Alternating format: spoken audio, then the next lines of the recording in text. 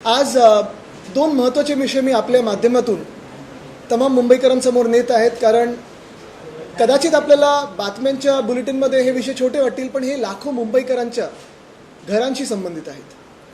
काल आपण मुख्यमंत्र्यांचं उत्तर तर पाहिलंच असेल. पहिला विषय मी सेसचा घेईन.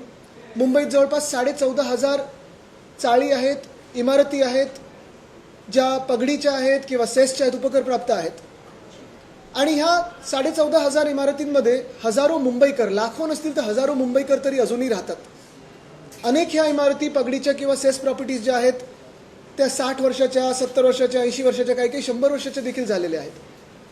आणि अर्थातच गळती लागलेली आहे, दुरुस्तीची गरज आहे, काही काही ठिकाणी पुनर्विकासाची गरज आहे. आपल्याला आठवत असेल 2021 साली आम्ही हा कायदा आणला होता, महाविकास आघाडी म्हणून, ज्याच्यात सेस प्रॉपर्टीजना 79 1A आणि 1B माध्यमातून पहिलं 6 महिने जागा मालकाला आणि नंतर तिकडच्या भाडेकरूंना आपण पुनर्विकासाची संधी देत होतो. फेअर कायदा होता. तरी देखील विधानसभेत, विधान परिषदात, विधिमंडळाने दोन्ही पारित झाल्यानंतर पण आम्ही राज्यपालांच्या सहीसाठी पाठवलं. तेव्हा त्यांनी 2 वर्ष तो राष्ट्रपती महोदयांकडे त्यावेळी पाठवला होता, कोश्यारी साहेबांनी. कोविंद साहेबांनी तेव्हा काही सही केली नाही. मग आमचं सरकार पाडलं गेलं. त्यानंतर मुर्मू मॅडम आल्या राष्ट्रपती महोदया म्हणून आणि त्यांनी तो कायदा पारित केला. पण कायदा पारित झाल्यानंतरच काही जागा मालक कोर्टात गेले की सक्षम प्राधिकरण कोण आहे, कॉम्पिटंट अथॉरिटी कोण आहे, निर्णय कोण घेणार की ही इमारत डिलॅपिडेटेड आहे की नाही, याच्यावर कोर्टात गेले. आणि ते चौधरीजी असतील, मनोज जामसोलकरजी असतील, आम्ही सगळेच खालच्या हाऊसमध्ये 10 मुंबईचे आमदार आणि इतर अर्थात महाविकास आघाडीचे देखील आमदार हा विषय मांडत आलो, लढत आलो. हे सगळा जो गठ्ठा आहे हा मी खास करून आणला कारण की पत्रव्यवहार असतील, अर्धा तास चर्चा असेल, हे सगळं हा रेकॉर्ड पूर्ण आम्ही ह्याच्यात तो आणलेला आहे. आमची मागणी एकच होती त्यावेळी, जी कायद्यामध्ये होती. आणि त्यानंतर त्यांच्या पुढे 2 मागण्या होत्या, ज्या मी तुम्हाला सांगतो कारण मुंबईकरांसाठी हे खूप ऐकून घेणं महत्त्वाचं आहे. आमची मागणी ही होती की काल जे पारित झालेलं बिल होतं ते खरं तर 2 वर्षापूर्वीच व्हायला पाहिजे होतं.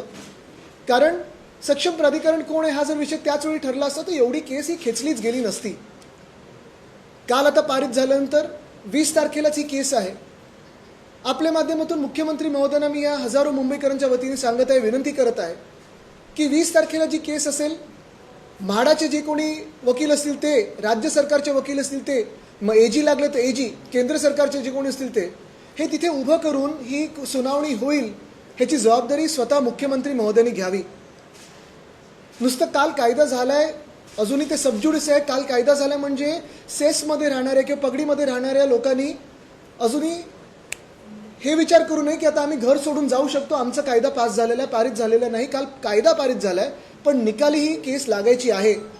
म्हणून कृपा करून कोणी जर तुमच्याकडे जागा मालक आलं, बिल्डर आलं की बघा आता तुमचा तर पुनर्विकास होणारच आहे, विकास होणारच आहे, घर सोडून जा, घर सोडून जाऊ नका. बाहेर देखील आम्ही ज्या मागण्या मांडत आहोत, मग शिवसेना उद्धव बाळासाहेब ठाकरे पक्ष म्हणून असेल, पगडी एकता संघाचे मुकेश शाह आहेत आणि अनेक असे लोक आहेत जे आमच्यासोबत काम करत आहेत. इथे मातोश्रीवर प्रत्येक आठवड्यात वेगळ्या वेगळ्या चाळींसोबत, इमारतींसोबत बैठका होतात आमच्या.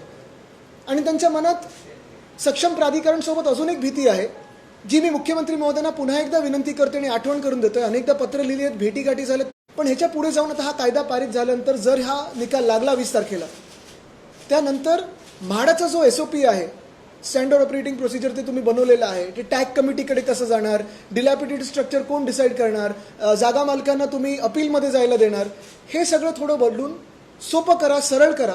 आणि ठीक आहे, जागा मालकांना त्यांचा न्याय हक्क जो असेल तो द्याच, पण जे भाडेकरू आहेत त्यांचा देखील आवाज दबला जाणार नाही, ह्याची पण काळजी आणि दक्षता तुम्ही घेणं गरजेचं आहे. आणि तिसरी गोष्ट आणि सगळ्यात महत्त्वाची गोष्ट आपल्याच माध्यमातून ह्याच कायद्यासाठी, ती म्हणजे तुम्हाला एविक्शन नोटीस येतील तर आम्हाला संपर्क करा. आणि मुख्यमंत्र्यांना परत एकदा सांगतोय की अनेक जागा मालक असतील किंवा बिल्डर असतील, मुंबईकरांना धमकवत आहेत ह्या सेस प्रॉपर्टीजमध्ये किंवा पगडी प्रॉपर्टीजमध्ये, नोटिसेस पाठवत आहेत आणि घर खाली करण्याची त्यांना धमक्या देत आहेत. घर एकदा खाली झालं, रिकामं केलं घर की मग तुमचा अधिकार जातो. म्हणून टेनंटचं रजिस्ट्रेशन करून घेणं देखील म्हाडाची जबाबदारी आहे. ती म्हाडाने केली पाहिजे, सरकारने केली पाहिजे, जेणेकरून टेनंटला त्यांचा अधिकार हा पूर्ण मिळेल. ही झाली सेसची गोष्ट. म्हणजे पहिली गोष्ट म्हणजे कायदा पारित झाला आहे पण अजून निकाल लागायचा आहे. दुसरी गोष्ट म्हणजे मुख्यमंत्री महोदयांनी एविक्शनच्या नोटिसेसवर बंदी आणावी, नाहीतरी सबज्युडिस आहे आणि आता कायदा केलेला आहे.